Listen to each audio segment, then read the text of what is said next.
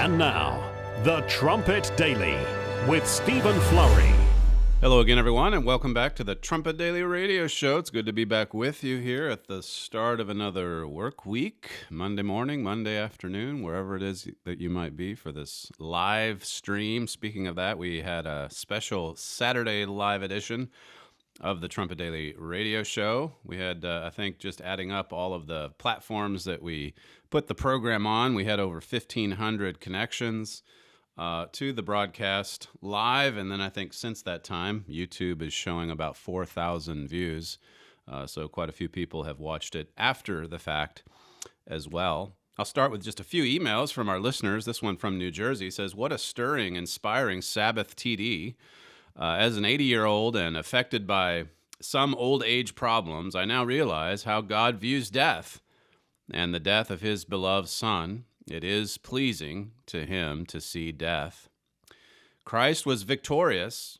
He made the way for us all. People now want to hang on to this physical life. However, even as these older people die of this virus, few realize that these are actually being delivered from their painful, agonizing old-aged conditions and put to peaceful sleep to awaken over 1,000 years later in a reformed world governed by God with an opportunity to be taught the truth and to live God's way and to become his own glorified children." She's pointing out, obviously, the grand purpose and plan that God has for mankind, and how that it includes everyone when it's all said and done. Another one here from South Carolina says, "My wife and I just finished watching your live message this morning. You declared the crucifixion very clearly. I was brought to tears numerous times as you described what Christ went through for each of us. As I think of the year he was killed, I realize this year is the same as how the days fall. And this afternoon, or maybe very shortly, Jerusalem time, he would awaken and then would step out of the tomb precisely 3 days after he was put in. You brought all of that to life today. Thanks so much." And then it says, "Thanks so much. I hope you and your dad will continue these live programs on the Sabbath." Well, we'll see how much longer it goes. This is from Australia. It says, "Just wanted to say thank you for all your efforts producing the Trumpet Daily. Tuning in to hear the real perspective on this whole COVID-19 drama has been a great blessing. Listening to your Friday TD, you mentioned Dr. Fauci saying even though predictions have lowered dramatically, we can't let up lest it explode out of control. This is exactly what we're facing here in Australia." And he goes on to describe the few number of deaths they've had and how the people there are getting restless, and of course they don't like seeing what's happening to the economy. And that's a very similar story to what's happening right around the world. Another one from Australia says, "I want to thank you for this very timely feeding of God's word to us, the sheep. Truly, this message of yours has inspired me to draw closer to God and to obey God to the best of my ability, although by myself I cannot truly repent. However, after studying Bible lesson 9 and 10, I really do want to repent. I'm trying, but it's far from easy. May God continue to bless your work, and I would," it says, "and I would to support the work of this true church of God." One last one here from Texas. A regular listener, first time writing in though. It says, "This is my first time contacting the show. We try never to miss a show during the week, and now having the extra special shows on the Sabbath has really enhanced our Sabbath keeping. It is wonderful to watch the TV, or rather the TD, live, along with so many of the brethren around the world during this lockdown. It's so exciting to have an extra TD after all the weekly shows." It says here also, you mentioned the BCC lesson 29 that you were reviewing for the Passover, and I too pulled out my copy and worked through it. It really added to my Passover this year. Now I'm continuing my study through lesson 30 on the days of unleavened bread. These lessons have really enhanced my understanding and keeping of God's spring festivals. So another plug there for the correspondence course, as I tried to give it on Saturday. But if you have the chance and are willing to invest the time into this course, not just lessons 29 and 30, but the entire 36 lesson course, it will help you get to know your Bible. If you follow the instructions that you find there in lesson 1, it will keep your nose in the Bible, which is a wonderful thing, particularly given what's happening in the world today. I mentioned on the program Saturday, this former FDA commissioner, Scott Gottlieb is his name, and he came out and said that coronavirus, it would have been worse. It would have been more deadly than the Spanish flu if it appeared in 1918. Now, I'm not sure how he came to this conclusion. He just said it. Coronavirus, so far, worldwide, it's over 100,000 deaths. The Spanish flu of 1918 killed an estimated 50 million people. 50 million people worldwide. And yet here he is, he's the FDA commissioner, and he just says if this was then, it would be worse. So I'm not sure why he thinks there's not nearly as many casualties today, but even if you just step back, there's been some advancements coming out of World War I and, obviously the problems with hygiene and the trenches and that sort of thing. Cleanliness, hygiene, perhaps there's been some advances there, but if you look at the Western diet 100 years ago, were we eating as much processed food? Did we? I don't know all these figures, but the world population then was 1.8 billion. Today it's 7.3 or 4 or whatever billion. So it's 3-4 times more populated, the earth today. And then you look at this disease, this virus, and the fact that it preys on to the tune of almost 99%. I think in some cases a little more than 99%. Those that have some serious underlying health conditions, like diabetes, like heart disease, like cancer. Did we have as many morbidly obese people in the world back in 1918? I don't have the studies in front of me to look exactly at the differences, but just a bit of common sense. I think for the most part, you would have had people with fewer chronic health conditions, or fewer people with chronic health conditions. And that's the ones who are most vulnerable to this coronavirus. The New York Times you can see where this is headed now as the deaths begin to decline. You can see, at least in the United States, what they're going to do with this story. They're going to take it and they're going to try to beat up the President of the United States with it on every opportunity that they have. The New York Times yesterday, they came out with the featured story in the Sunday paper. He could have seen what was coming behind Trump's failure on the virus. And you can look at this article. I think it has 6 authors. 6 people had to pitch in on this subject, President Trump's failures. The same president who put the ban on incoming flights from China on January 31st. And so they're going to go to great lengths to try to figure out where he failed. And really, you can see it. It's implied all throughout, but you're seeing people say it directly. This president killed people. He's responsible for the deaths of how many thousands? It says here, an examination reveals the president was warned about the potential for a pandemic, but that internal divisions, lack of planning, and his faith in his own instincts led to a halting response. He didn't do anything. The experts did everything right, but he didn't do anything right. He got it all wrong. We were off to a late start,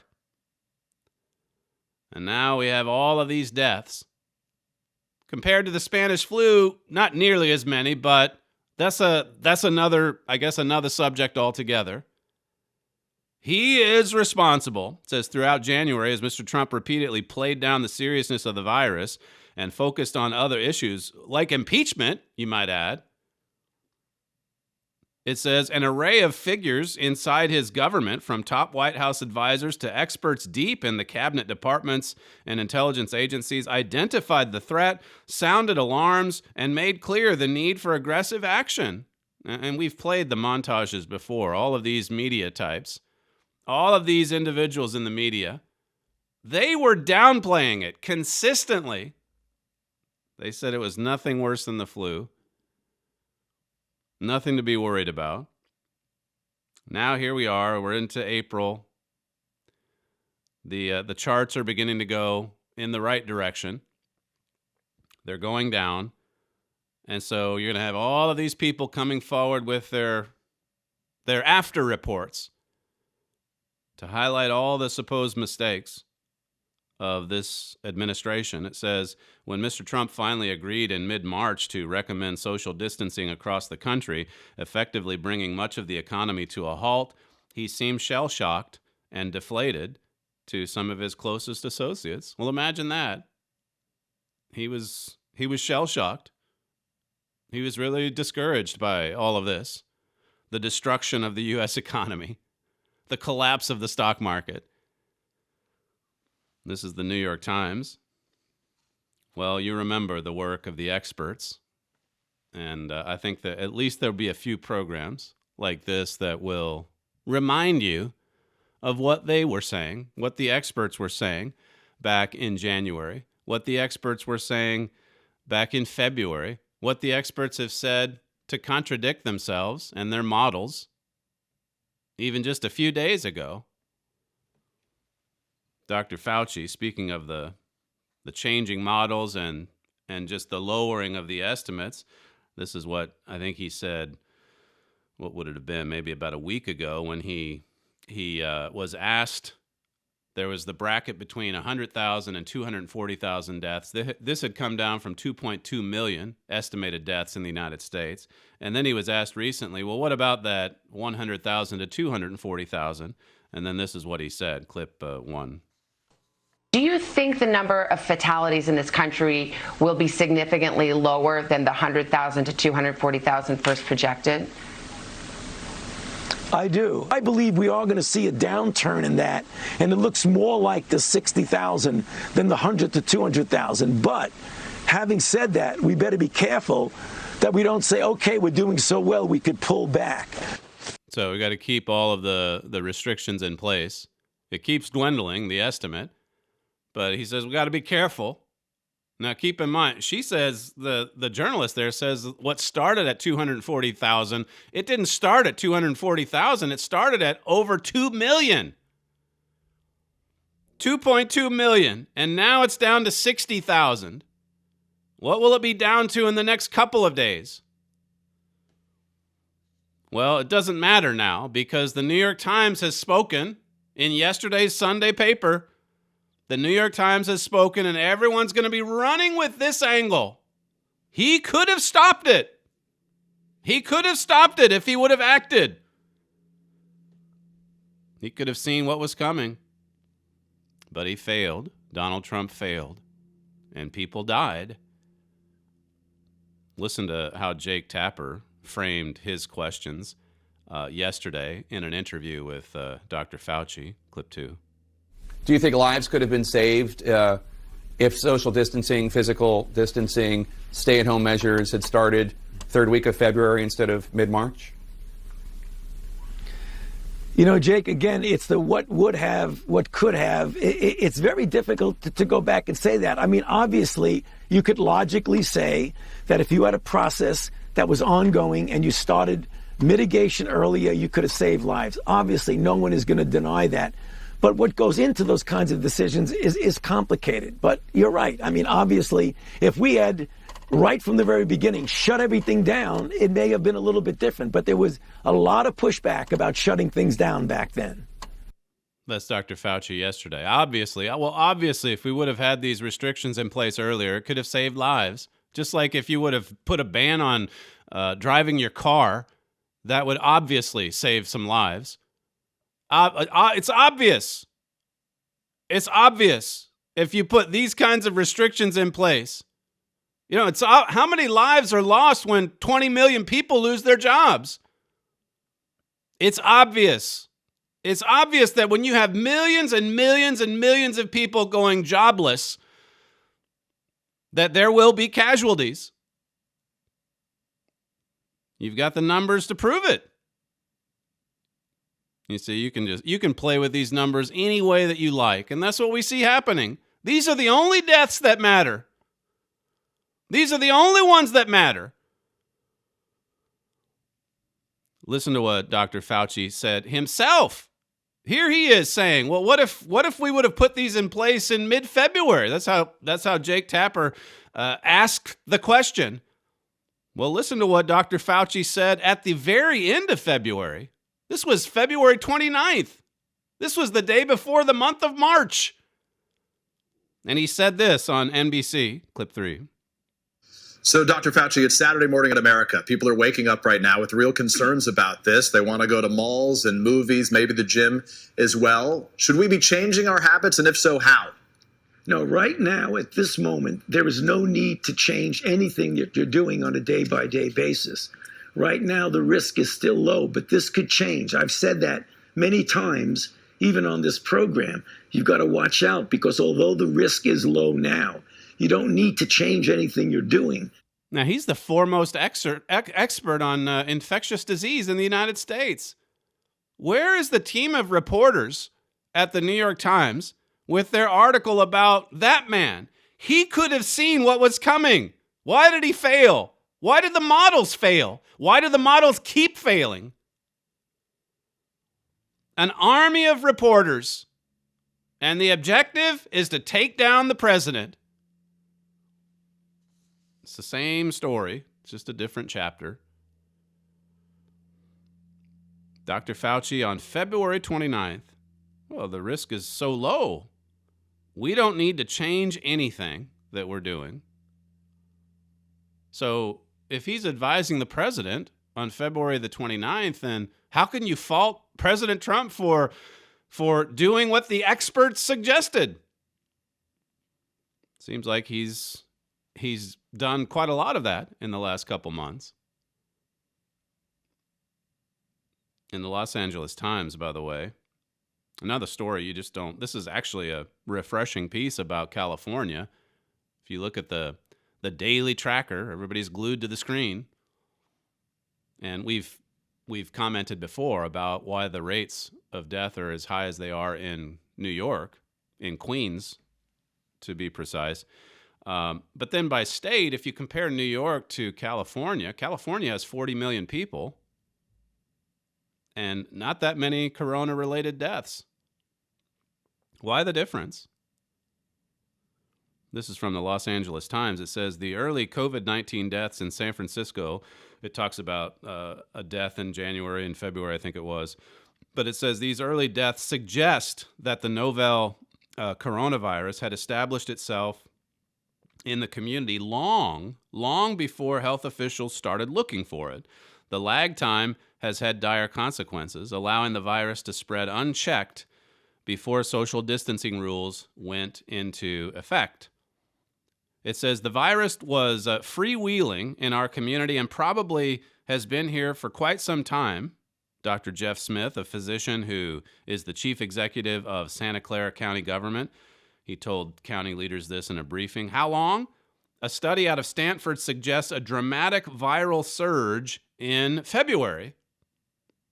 So the article is saying that the virus was spreading rapidly before it really became a top story there at the tail end of February and, of course, the early part of March. But it says here, Smith on Friday said data collected by the Federal Centers for Disease Control and Prevention, local health departments, and others suggest it was a lot longer than we first believed, most likely since back in December. So California, I think they've got more flights coming in from China than any other state, including from Wuhan. And so why isn't it more, why aren't there more cases? Why aren't there more deaths? Well, this is suggesting, as others have in recent weeks too, Victor Davis Hanson made a similar point in one of his columns recently, that they have more of a herd immunity because the sickness has already worked its way through a majority of the population, or maybe not a majority, but a lot of people in California. And you've read the articles about those who have very, very mild symptoms, younger people, healthier people that don't really show that many symptoms, but they nevertheless have the virus. It says this wasn't recognized because we were having a severe flu season, Smith said in an interview. Symptoms are very much like the flu. If you got a mild case of COVID, you didn't really notice. You didn't even go to a doctor. The doctor maybe didn't even do it because they presumed it was the flu. So before we were really concerned as much about the Wuhan flu, the point that this article makes is that it probably raced through California earlier than other states, and we didn't really notice it because we were in the middle of a bad flu season anyway. So it just all got blended in. Now, speaking of that point, as far as a lot of people having gotten this, I think this was this particular doctor was on Fox last night or the other night talking about how that the mortality rate, because more and more people probably have gotten this without even knowing it, that then means the mortality rate for this particular virus is a fair bit lower than what was initially said by the WHO guy and other experts since. This is Stanford's Bhattacharya, I guess is how you say his name. Clip 4. The key thing to know about this disease is that it is very contagious. Now, that sounds very scary, but in some ways, it should be somewhat comforting. Why is that? Because if it's contagious and it's widespread, then the death rate from it is actually much lower than we believe. You've seen very, very scary numbers, I think. The original report suggested 3% mortality rate. 3 in 100 people die from getting the disease. But if the denominator is much larger than that, and in fact, it almost certainly is much larger than that, if many, many, many people got the disease that we didn't pick up with the testing regimen we had, then the mortality rate's much lower than that. Maybe 1 in 1,000. It could be much lower. So we'll know a lot more months down the road when, like, the CDC and other outfits like that are able to compile all of the stats and they have a pretty good idea of how many people actually got this virus. But I think another telling stat months from now will just be the overall mortality rate in the United States.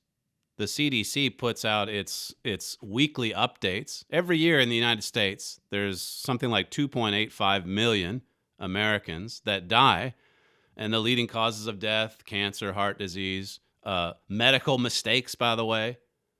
But you can look at this chart that we've put together, and you can see that coming up through March, now maybe April will be quite a lot different because that's when we've seen this all the figures on the ticker, the daily tracker, that have gone up in Italy, in Europe, in the United States, and so on.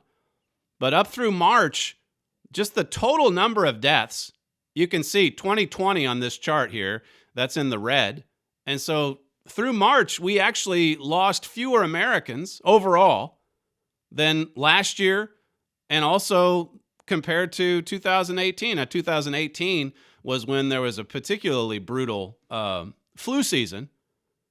So 2.8 whatever million per year, that amounts to about 58,000 Americans per week that are dying.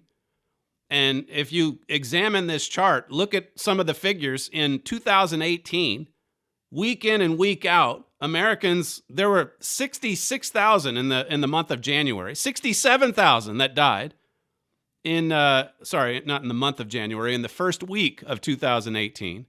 And you compare it to the numbers this year, where it's 59,000, 57,000 in week 3, 55,000 in week 7. And it's actually been trending downward, or at least it did through the 13th week in March. I think that's through week, March 28th, something like that. It's actually below 50,000 for week 12.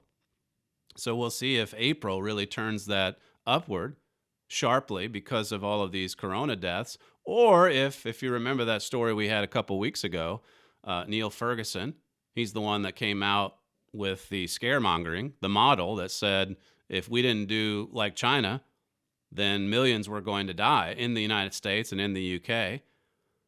When he backtracked from that, then he came out and said, there'll be as many as 20,000 deaths. And really, as far as the overall mortality rate, you probably won't even notice it much over the course of the year because these were people that would have died anyway. So here in the UK, it's something like 600,000 die every year. So when we get to the end of this year and the final stats are compiled, whether for the UK or the US, I think that will tell the story most of all. How much did it really impact the population? There was a story in Off Guardian. We didn't get a chance to go through this, but this was, again, from March 30th. It says, COVID-19 yet to impact Europe's overall mortality. Now, again, April may be different. Maybe it will impact Europe. I think this particular website that this article refers to, it's yet to impact Europe's overall mortality. It has maps that, just like the CDC would have, where it adjusts every week as to, are we at a high death period for Italy, let's say, or for the Netherlands, or for Germany, or is it average, or is it a little bit lower? And it really, as far as late March is concerned, it was only Italy that was registering a mortality rate that was unusually high, or higher than usual. The London Times, this is from that March 26th, the one where, well, I guess I don't need to quote it. It's the one where Neil Ferguson basically said that these corona-related deaths are going to basically blend in, and you won't notice that big of a difference just because of the number of deaths that we typically have each year. Going back to the start of April, the CDC came out with guidelines with respect to COVID-19 and how to calculate these deaths. And I'll just quote from it. It's from their April report, and I think it appeared maybe at the tail end of March or April 1st. But it says here, in cases where a definite diagnosis of COVID-19 cannot be made, but it is suspected or likely, the circumstances are compelling within a reasonable degree of certainty. It says it is acceptable to report COVID-19 on a death certificate as probable or presumed. It says in these instances, certifiers should use their best clinical judgment in determining if a COVID-19 infection was likely. So basically they're saying these are the guidelines. If you as a doctor, if you don't have time to even test them, but you suspect that it might be COVID-19 related, or you suspect that it might be corona related, go ahead and mark it down. Cause of death, coronavirus. And this seems like a very unscientific way to report these deaths. But you see, again, there's quite a lot of pressure coming from a lot of different angles to get these numbers as high as they can get. Because after all, the experts, the models, think about what they've been saying. And so we've got to show, Jake Tapper has to have the figures to be able to show that President Trump killed Americans. Thousands upon thousands of people are dying. That's the narrative. The Telegraph, remember that story from a week or two ago where we reported that in Italy, well, according to this one expert, he came out and said that they're reporting them the wrong way there as well. Everything fell into that category of corona death, even when there were some severe underlying health conditions. Listen to Dr. Birx. This is the lady on President Trump's corona task force. And she was asked about these CDC guidelines that came out a couple of weeks ago and how they're tracking corona-related deaths. This is clip 6. Can you talk about your concerns about deaths being misreported by coronavirus because of either lack of testing or standards for how they're characterized? So I think in this country, we've taken a very liberal approach to mortality. And I think the reporting here has been pretty straightforward over the last 5 to 6 weeks. Prior to that, when there wasn't testing in January and February, that's a very different situation and unknown.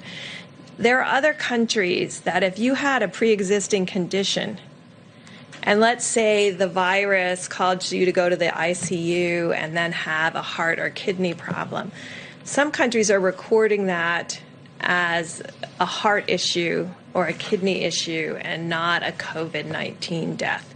Right now, we're still recording it, and the great thing about having forms that come in and a form that has the ability to mark it as COVID-19 infection, the intent is right now that if someone dies with COVID-19, we are counting that as a COVID-19 death.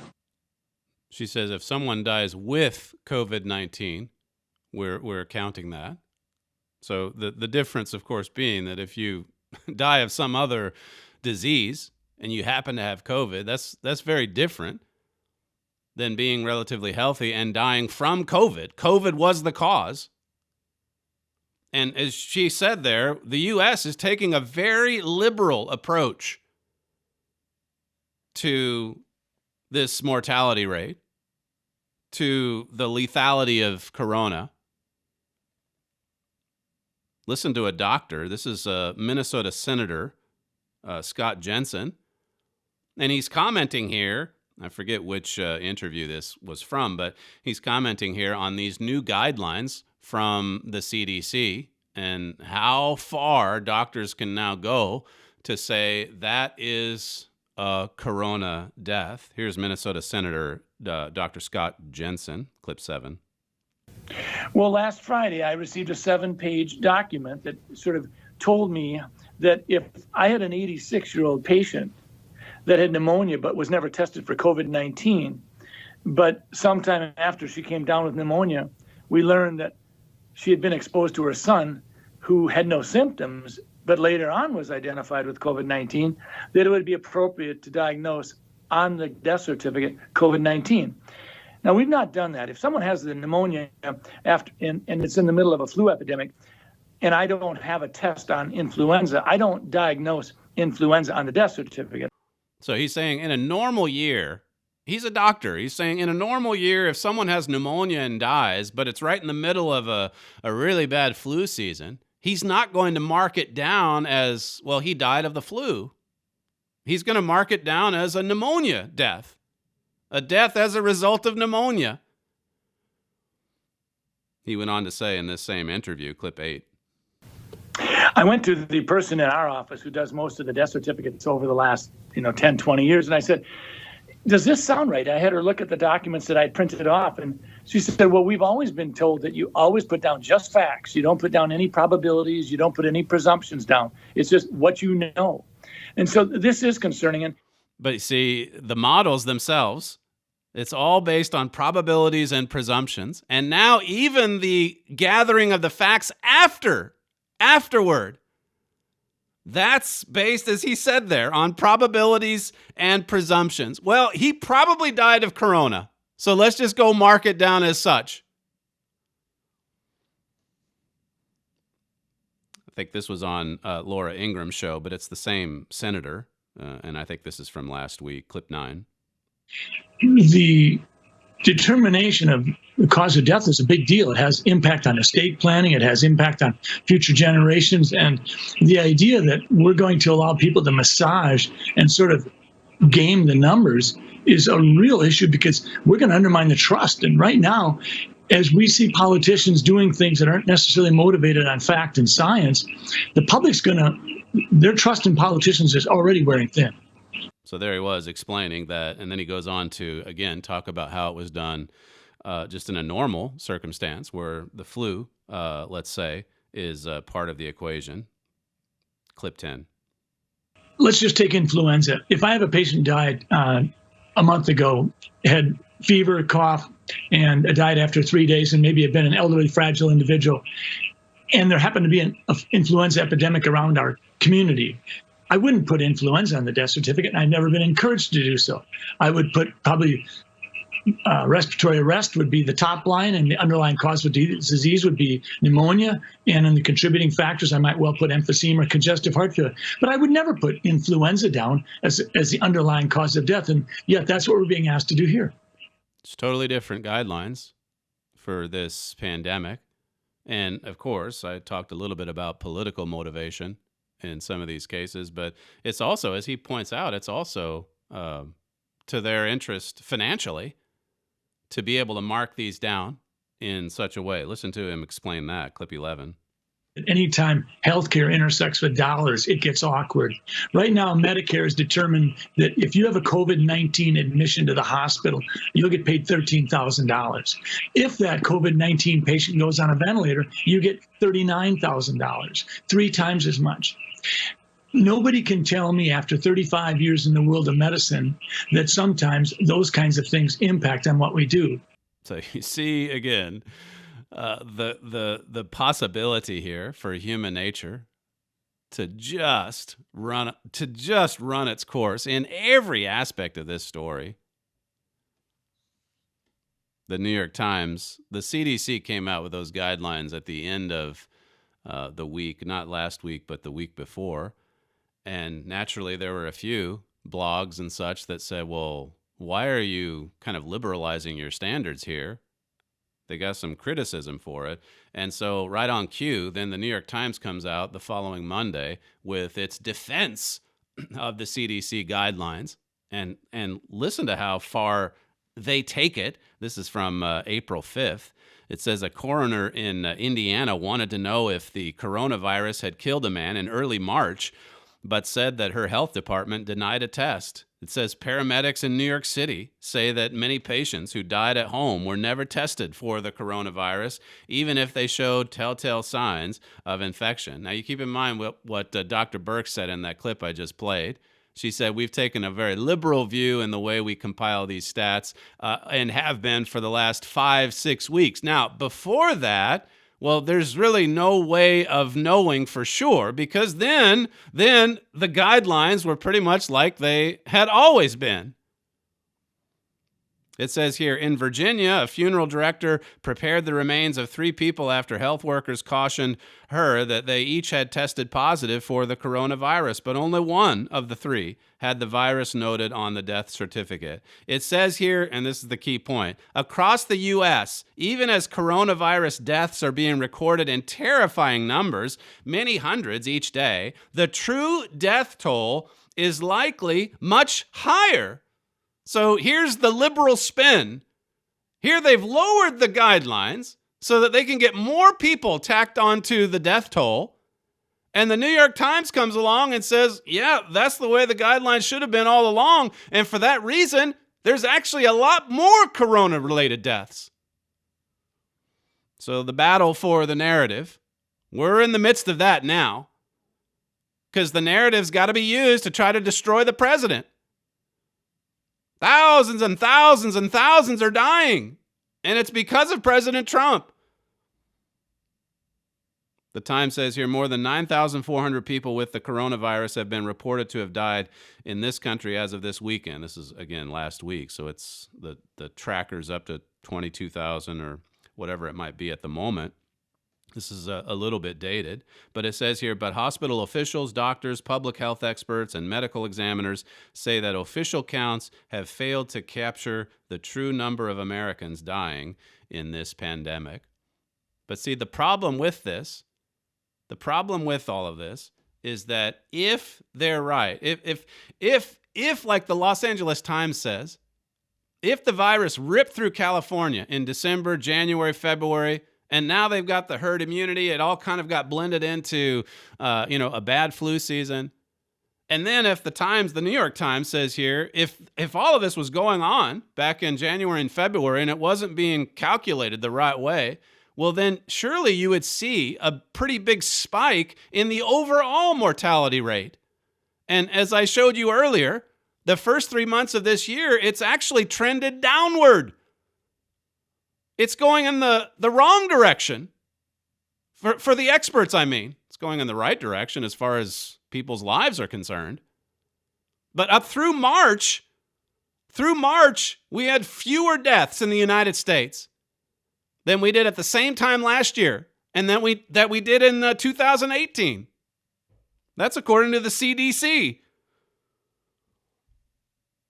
It says here, and this is back to the New York Times, in many rural areas, coroners say they don't have the tests they need to detect the disease.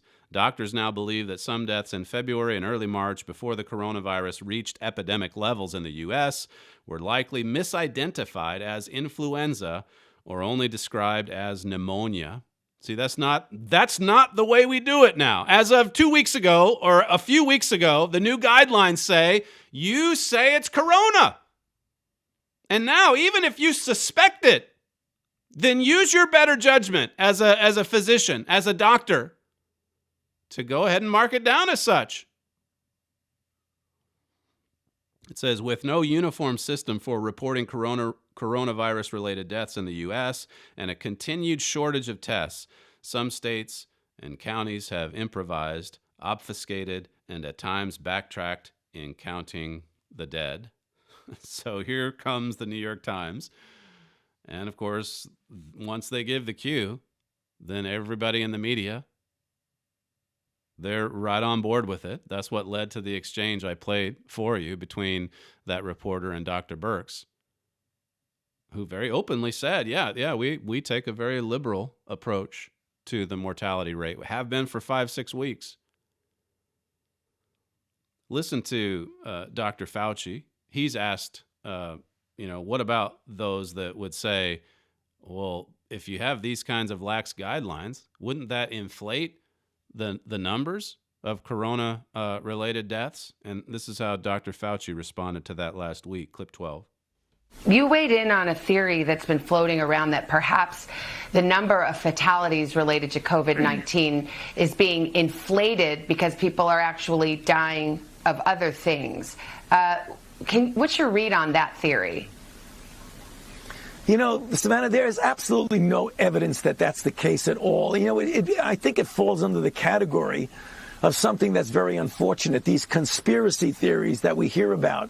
Every time we have a crisis of any sort, there's always this popping up of conspiracy theories. I think the deaths that we're seeing are coronavirus deaths, and the other deaths are not being counted as coronavirus deaths. So that's Dr. Fauci last week saying that if you even ask about the stats, then you're into the world of conspiracy theories. So you can't even question the experts. You have all of these doctors all across the United States. And even the New York Times says there's no real uniform system of reporting all this, but they just know for sure that it's really, really bad. And it's even worse than what's been reported. And it's probably going to get worse in the summer. It's going to come back in the fall.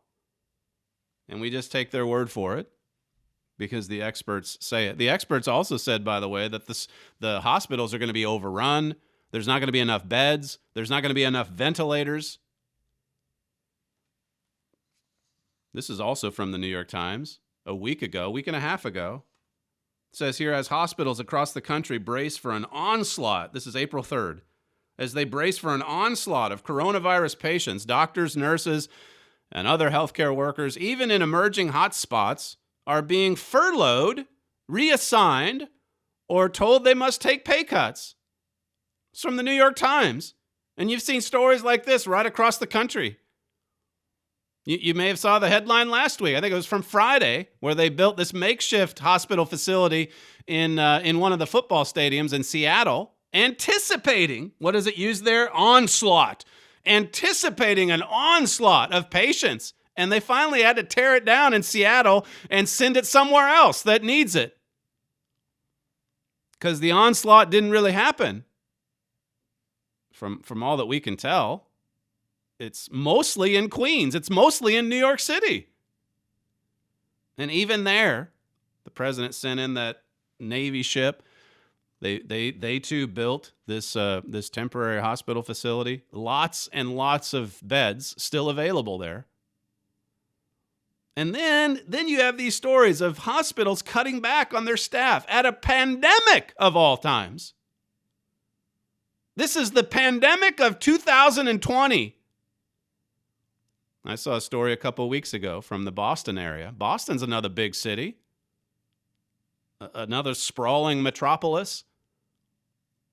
And one hospital there cut back 10% of its staff. They don't have as much work. Well, people are being told, if you've got, some kind of non-essential condition, now's not the time to go deal with it. So hospitals are going broke, some of them. They're not getting enough business. Have you heard that much on the news? It says the job cuts, which stretch from Massachusetts to Nevada, are a new and possibly urgent problem for a business-oriented healthcare system whose hospitals must earn revenue even in a national crisis. What a mess. Total mess. It says hospitals large and small have canceled many elective services, often under state government orders, as they prepare for the virus, sending revenues plummeting. So the hospitals are being hit. They don't have enough business. And, you put two and two together. These are just based on my models as I sit around and think about these stats and these figures. If 250,000 Americans die each year because of medical malpractice, because of mistakes made at hospitals, and people are staying away from hospitals, in my mind, that means there's fewer mistakes being made, which could possibly mean fewer people are dying. That's the Trumpet Daily radio show model. I don't think it's going to get as much traction as Neil Ferguson's. It says, according to a statistical model, well, here we go. This is the New York Times, produced by Health Landscape and the American Academy of Family Physicians. By the end of April, nearly 20,000 family physicians could be fully out of work. Think of it. 20,000 family physicians out of work by the end of this month. 20,000 doctors out of work during the pandemic of 2020. Tucker Carlson reported on this phenomenon last week, on his program, Clip 5. Across the country, healthcare workers are being let go or furloughed. Elective procedures have been canceled. That means there aren't patients for them to care for. Hospitals are running short on cash. In Oklahoma City, an entire hospital has been closed except for its emergency room. Almost everywhere except the New York metro area, Detroit and New Orleans, hospitals, many of them, are sitting half empty or empty, thanks to a lockdown meant to ease pressure on hospitals. That's a story none of us expected to see. It's all pretty shocking given what we expected. But the weirdest thing of all is how little attention this is all getting. Nobody cares. Nobody talks about it. 20,000 family physicians out of work by the end of this month. It's the same here in the UK. Remember, this was all given as justification for a Chinese communist-style lockdown. It's not going to save everybody, but we've got to flatten the curve. We can't have everybody running into the NHS here in the UK. It'll destroy the system. It'll bring down the whole nationalized healthcare system if we do that. So we need a lockdown. And we need to tell hospitals, look, if it's non-essential, just focus on the onslaught. Focus on the onslaught. Don't attend to any of these other matters. And so, well, what's happened? There's still people dying, just like people are dying every day from other diseases. This is from the Daily Telegraph a few days ago, and it's about the month of March. A total of 1.53 million attendances recorded in March is a 29% drop on 2.17 million attendances in the same month last year.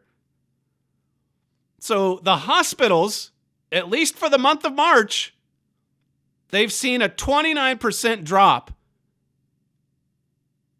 in work, I guess, however you want to describe it. They don't have as many attendances. That's a staggering figure when you think of it. To go from 2.17 million to 1.5 million, and you wonder why you're seeing some of these little videos on social media of all these doctors and these physicians, doing dances with music and whatever else. I don't want to make light of the situation for those that really have struggled and suffered. But outside of just a few areas, Northern Italy, Queens, there has been no run on the hospitals. Far from it. In the UK, it's taken a 29% drop during the pandemic of 2020. These figures don't add up. And like Tucker Carlson said, nobody talks about it. A hospital closing in Oklahoma? The makeshift hospital in Seattle that's preparing for the onslaught? Just quietly closing up shop? It says gravely ill people are staying away from hospital due to coronavirus, with a lower number of A&E visits last month than at any time since current records began. Let me just read that again. Lower number of A&E visits to the NHS since any time, since the keeping of records began. That is astounding to me. It says medical leaders are appealing for patients with serious conditions to continue using the NHS after the first official data since the lockdown began revealed a 29% drop. So they're out there begging for customers. It says here, NHS England said the fall was likely to be the result of the COVID-19 response. So they're not stupid. They see that, well, it's because of the panic. You lock everyone down and people they stay in their homes instead of going to the hospital, when that generally was what they did on a whim, really. It's free. It's a nationalized health service, so if I've got this or that, I might as well go in. Well, now they're not going in. There's this article at the Federalist, by the way.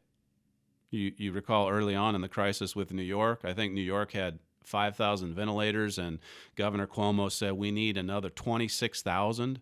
So he needed over 30,000 ventilators. And President Trump said, well, I think that's exaggerated. I don't think they're going to need that many at all.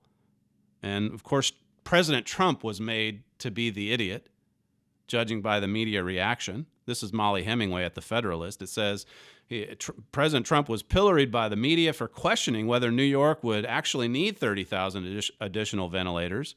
It says new models from the Institute of Health Metrics and Evaluation. So here's some new models, some more models, but this one's it's more accurate. It says it shows that New York already reached its peak projected ventilator usage on April 8th, when the projected need of 5,008. The actual use may have been even lower. So it turns out that New York only needed 5,000. That's about what New York had.